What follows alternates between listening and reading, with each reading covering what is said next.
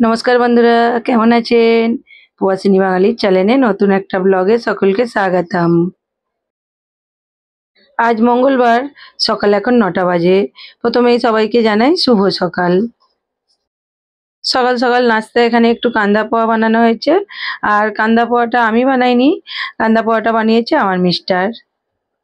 দুদিন তো হসপিটাল কাটলো, তারপর তো রোজই ডক্টরের কাছে যেতে হচ্ছে। ওকে বললাম ভালো লাগছে না, আজ তাহলে অফিস যেতে হবে না।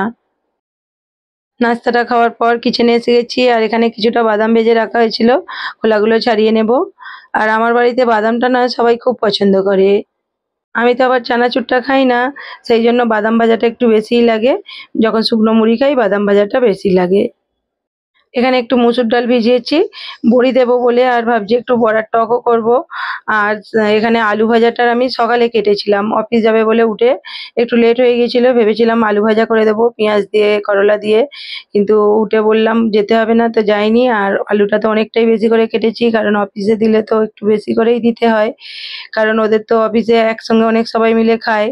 আর এখানে মুসুর ডাল আরও একটু ভিজিয়ে দিয়েছি, যেহেতু বড়ি দেবো কম পড়ে যাবে, তাই আরও একটু বেশি করে মুসুর ডালটা ভেজালাম। বড়ার টক করবো বলে তার একটু মুসুর ডাল ভেজালাম, আবার ভাবলাম বড়ার টকটা করব না, কারণ ছেলেটা যেহেতু খেতে পারবে না, ওর তো একটু কাটাকুটি হয়েছে, তাই ওকে টকটা দেব না। নাস্তা খাওয়ার পর তো বাজারে গিয়েছিল, আর ও বাজারে যাবে মানে করলা আনবে না, এটা তো হয় না। এখানে করলা নিয়ে এসছে, আর আমি বলেছিলাম একটু কলমি শাক নিয়ে আসতে। আর এখানে তো কলমি শাকটা 2 আঁটি বলেছিলাম, যে 2 আঁটি 15 টাকায় দিয়ে দেবে, 3 আঁটি 20 টাকায় দিয়েছে, নিয়ে চলে এসেছে। কলমি শাকটা এমনি সুন্দর, কিন্তু ফ্রিজেতে তো বেশি দিন থাকবে না, নষ্ট হয়ে যাওয়ার ভয় বেশি। আর ছোট ছেলেটা যেহেতু ওষুধ খাচ্ছে, ডাব নিয়ে এসেছে, ওদের দুজনকে দুটো কেটে দিয়েছে, আর একটা নিয়ে এসছে।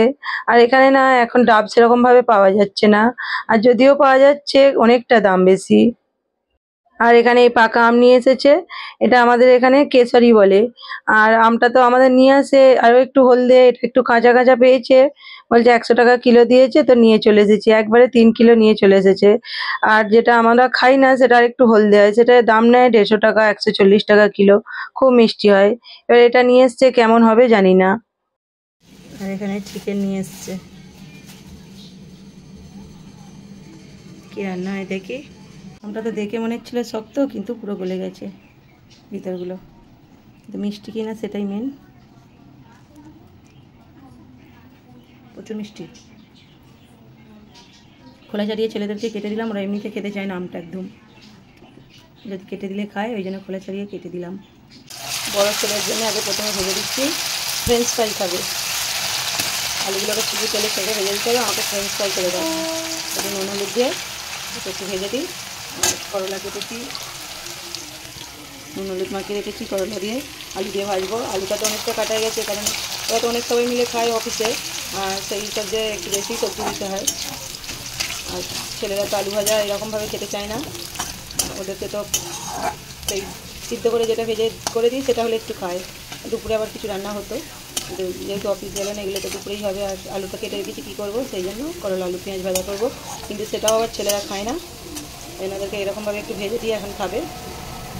পাপা আরম্ভ করেছে রান্না করতে, ছেলেদের পাপা এগুলো ভেজে দিয়েছে, এখানে করলা ভাজছে, আমি যখন কাটাকুটি করছি সবজি। শাকটা কেটে দিয়েছি, করলা ভাজা হয়ে গেলে শাকটা ভাজা হবে। একাতেই কেটেছি, কারণ বেশি ভাজলে আবার অনেকটা হয়ে যাবে, ছেলেরা অতটাও খায় না, দুজনে খাবার বেশি ভাজলে ঠিক খেতে ভালোও হয় না, একবার অনেকটা জিনিস হয়ে গেলে না সেটা ঠিক ভালো হয় না। করলা আলু পেঁয়াজ ভাজা হচ্ছে, এটা ভাত চিকেনটা ততক্ষণ আমি ধুয়ে দেবো। হচ্ছে ভাত বসিয়ে দিয়েছি, এটা অন্যরকম কিছু বানাবো ভেবেছিলাম, কিন্তু নিয়ে এসছে এরকম শোনেনি। আর এতে নিট মাংস অতটা নেই, হাড্ডিই বেশি। দেখি একটু পিস তুলে রাখছি, সন্ধ্যাবেলা নাস্তা কিছু একটা বানাবো। আর এগুলো এখন কষিয়ে নেবো, চিকেন কষা হবে শুধু। পেঁয়াজ আদা রসুন দিয়ে কষানো হচ্ছে চিকেনটা, এখনও দিয়ে দেয়নি, লঙ্কা হলুদ কিছু দেয়নি, টমেটো দিয়ে দিয়েছে। এরকমভাবে চিকেনটা করে আমাদের, লঙ্কা হলুদ পরে দেয়, নুনটাও দেয়নি।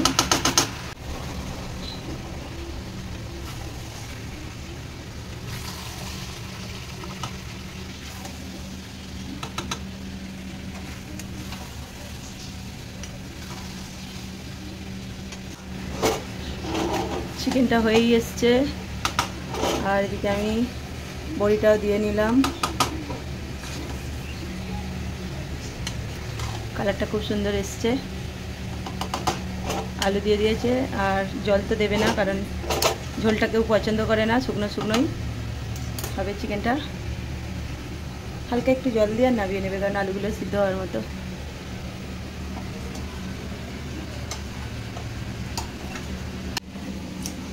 বড়িটা দিয়েছি, এখন এতটা রয়ে গেছে, পুরো ডালটা আবার পিষে নিয়েছিলাম।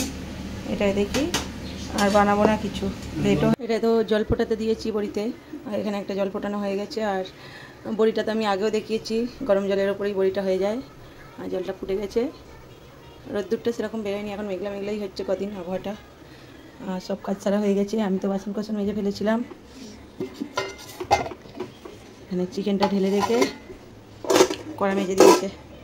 বাড়িতে থাকলে রেস্ট করবে, কিন্তু ওর হচ্ছে পছন্দ রান্না করাটা, পছন্দ রান্না, যে কোনো রান্না করতে খুব পছন্দ করে, মানে চিকেন চাইনিজ জাতীয় রান্না।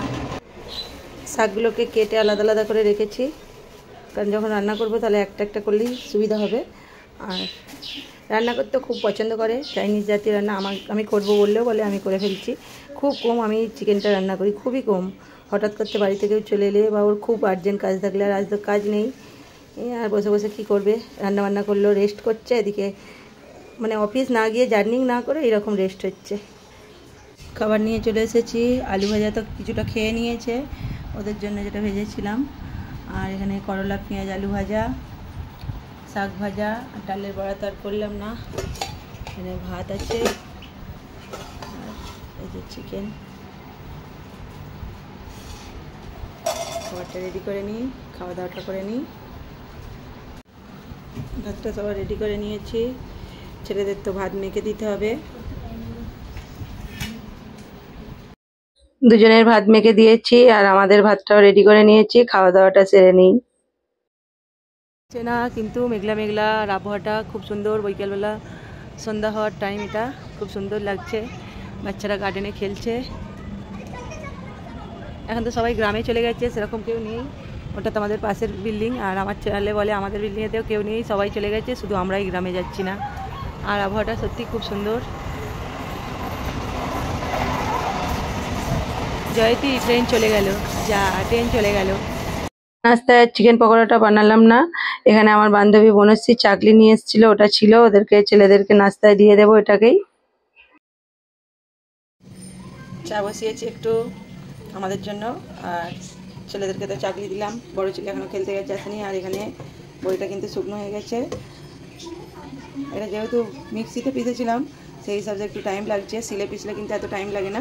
শুকনো হয়ে গেছে, আর একটু ভালো করে গরম জলের মধ্যে দিলে শুকনো হয়ে যাবে। চাটা হয়ে গেছে, আর চা নিয়ে চলে এসেছি, তার সঙ্গে বাদাম ভাজা মুড়ি। আমি হয়তো একাই খাবো, তো খাবে না বলছে, দু এক গাল যদি খায়, কারণ বলছে পেটটা ভরা আছে, খাবো না। নাস্তা খেয়ে দিয়ে ভেবেছিলাম ছোটো ছেলেটাকে ডক্টরের কাছে নিয়ে যাব, ওর পাপা বৈকাল থেকেই বলছে চলো। আর বা বৃষ্টি এসে যাবে জানি না, আর ভালোই বৃষ্টি এসে গেছে জোরে।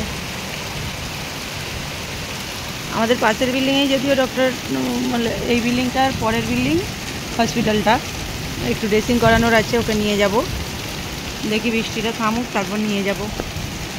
এখন তো রান্নাও বাকি আছে, ভাত তো একটু আছে সকালে দুপুরের, আর এখন একটু রুটি বানাবো। কিন্তু বৃষ্টিটা বেশ ভালোই জোরে হচ্ছে, আমি মেঘটাও ধরেছে। বৈকাল থেকে একটু মেঘলা মেঘলা দেখাচ্ছিল, রোজই হয়, আমি ভাবলাম আসবে না, কিন্তু জোরেই এসে গেছে।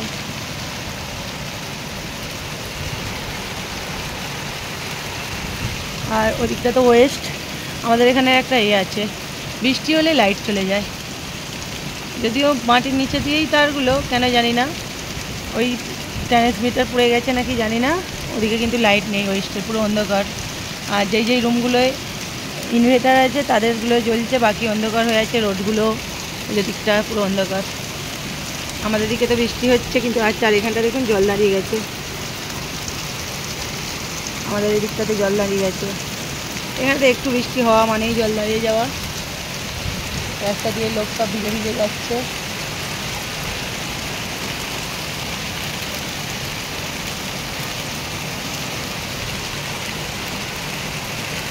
আমার আবার বৃষ্টি হলেই মনে হয় একটু খিচুড়ি, খিচুড়ি খিচুড়ি, কিন্তু আজকে তো আর খিচুড়ির অপশান নেই। ফুলকপি আছে, সবই আছে সবজি, শুধু শাকটা নেই। কিন্তু চিকেনটা করা আছে, আর খিচুড়ি আজকে নয়। আর এমনিতেও দুপুরে চিকেন খেয়েছে, আজকে আর খিচুড়ি বানাবো না। আজকে মুম্বাইয়ে দ্বিতীয় দিন বৃষ্টি। হঠাৎ করেই বৈকাল থেকে মেঘলা মেঘলা করে আছে, হঠাৎ করেই এসে গেলে সন্ধ্যাবেলাটায়। এভাবে আকাশ ডাকলে কারো লাইভে যাওয়া আর ভিডিও দেখার তো অনেকটাই প্রবলেম, আর সবাইকে সেগুলো অ্যাডজাস্ট করে নিতে হবে। ও তো হেঁটে হেঁটে যেতে পারবে না, গাড়িতে করে। আর আমাদের বিল্ডিং থেকে বেরোলেই না ওদিকটায় পুরো মার্কেট, মানে বাজার বসে সন্ধ্যার টাইমটা। দিনের বেলা বসে কিন্তু কম, আর সন্ধ্যাবেলা পুরোটাই ওখানে সবজি বসে। আমাদের সবজি কিনতে বেশি দূর যেতে হয় না। এই রাস্তা এখানটা পুরোই সবজি বসে, ওই মার্কেটটার ভিতরটা পুরো সবজি বসে। আর আমরা এসে গেছি এই যে হসপিটাল, এই হসপিটালে যাব। বড় ছেলেও এলো, আর ঘুরি ঘুরি বৃষ্টি পড়ছে, আর ওকে তো বাইকে করে নিয়ে এলো, হেঁটে আসতে পারবে না। হসপিটালে চলে এসেছি, আর ছোটো ছেলেটাকে ওদিকে নিয়ে গেল, ডক্টর যাচ্ছে ওকে ড্রেসিং করানোর জন্য। আর এখানে গণপতি বাপ্পার দর্শন করে নিন। আর এখানে দেখুন এই রুমটাতে আমরা দুটো রাত্রির ছিলাম, একটা রাত্রির ছিলাম, একটা পুরো দিন ছিলাম। আর এদিকটায় দেখুন একটা গণপতি বাপ্পা, একটা সাই বাবা আছে। সবাই দর্শন করে বলে ফেলুন গণপতি বাপ্পা মোরিয়া, মঙ্গলমূর্তি মোরিয়া, আর ওং সাইরাম, ওং সাইরাম। এটা তো একটা প্রাইভেট হসপিটাল, আর এটা তো নতুন হয়েছে আমাদের পাশেই বিল্ডিংটা। আর খুব ছোটও নয় হসপিটালটা, আর খুব বড়ও নয়। ছেলেটার তো ড্রেসিং করানো হয়ে গেছে, আমরা এবার বাড়ি যাব।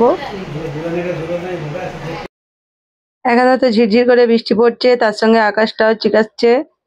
আর এই বিল্ডিংটা না 14 মহলার বিল্ডিং। ওর পাশে ওটা হচ্ছে 21 মহলা।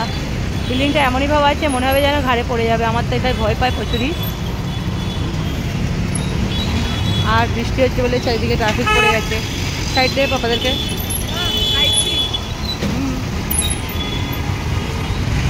রাস্তায় প্রচুর ভিড়। ওখান থেকে এসে একটু আটা ময়দা মিক্স করে মেখেছি, পরোটা বানাবো। চিকেন তো আছে সকালে দুপুরের, আর একটু পরোটা বানিয়ে নেব। এবছর তো খুব তাড়াতাড়ি বৃষ্টি হচ্ছে, এত তাড়াতাড়ি তো মুম্বাইতে বৃষ্টি হয় না। মুম্বাইতে তো জুন মাসে বৃষ্টি হয়, আর এবছর তো তাড়াতাড়ি হয়ে গেল। প্রথম দিন হলেও ভাবলাম হয়তো এখন আর হবে না, আবার তো পরপর রোজই হয়ে যাচ্ছে। আর তার সঙ্গে আকাশ ডাকা। আকাশ কিন্তু সত্যি আমি মুম্বাইয়ে যত বছর এসেছি প্রথম তো 5-6 বছর কোনো আকাশ ডাকাই দেখিনি, তারপর একটু একটু ডাকতো। আর এখন যত দিন যাচ্ছে আকাশ ডাকাটা দিন দিন বেড়েই যাচ্ছে। আর আকাশটা যতক্ষণ ডাকছিল না তখন তো আমি ইন্টারনেটটা পুরো বন্ধ করে দিয়েছিলাম, কারণ আমাদের বাড়িতে আমি আগের দিনেও বলেছি যে একটা গল্প আছে আকাশ ডাকা নিয়ে, আর সেটা আমি কোনো না কোনো দিন আপনাদের সঙ্গে শেয়ার করব। আর আজকের ভিডিওটা আমি এখানে শেষ করব, আর বড় করছি না। চলুন খাওয়া দাওয়াটাও করে নিই, আর সকলে ভালো থাকবেন, সুস্থ থাকবেন, সাবধানে থাকবেন। আর আজকের ব্লগটা যদি ভালো লাগে লাইক কমেন্ট করে দেবেন। শুভরাত্রি সকলকে।